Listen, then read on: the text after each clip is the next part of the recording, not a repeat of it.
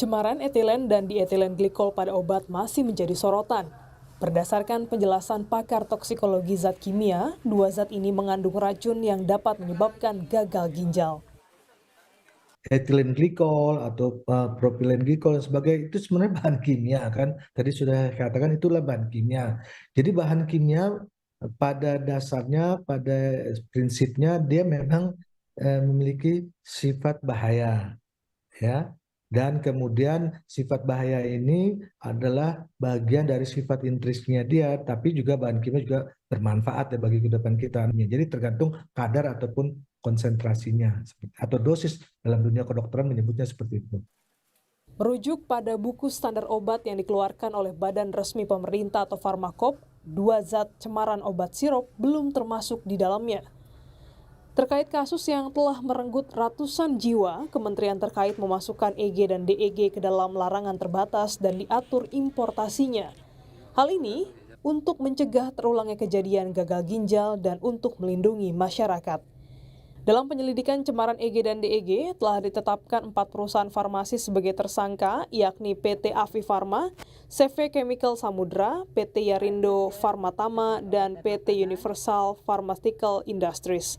Para perusahaan ini memproduksi obat dengan cemaran etilen glikol dan dietilen glikol dengan kadar di luar ambang batas aman.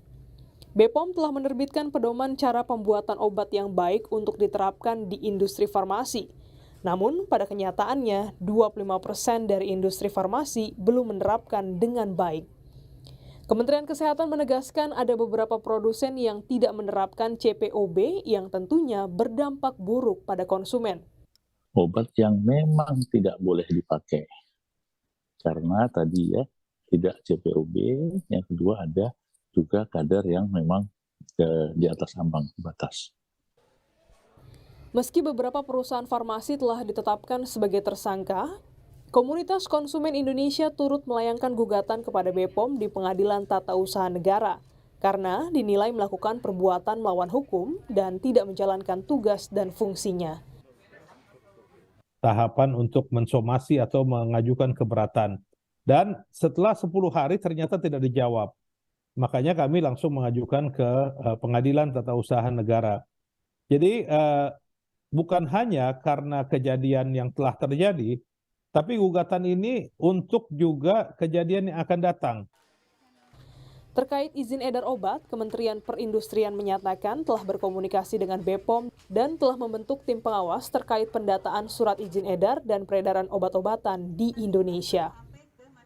Kami ingin melakukan pertama inventarisasi dari perusahaan-perusahaan farmasi yang memproduksi obat-obat yang terkait dengan apa yang kita harapkan sesuai dengan izin edar yang dikeluarkan oleh Badan POM. Sebagai otoritas yang paling bertanggung jawab dalam hal ini, BPOM tidak memberikan respon ketika kami mengonfirmasi kepada mereka.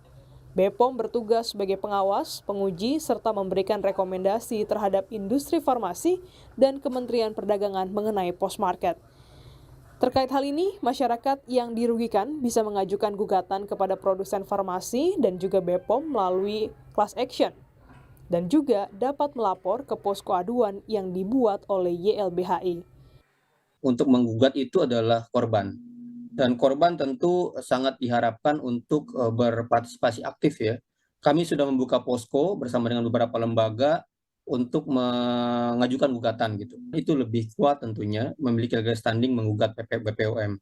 Dan pertanggungjawabannya bukan hanya perdata atau PTUN ya, atau usaha negara, tapi juga pertanggungjawaban pidana. Kasus cemaran EG dan DEG obat sirup yang menyebabkan gagal ginjal pada anak harus menjadi pembelajaran.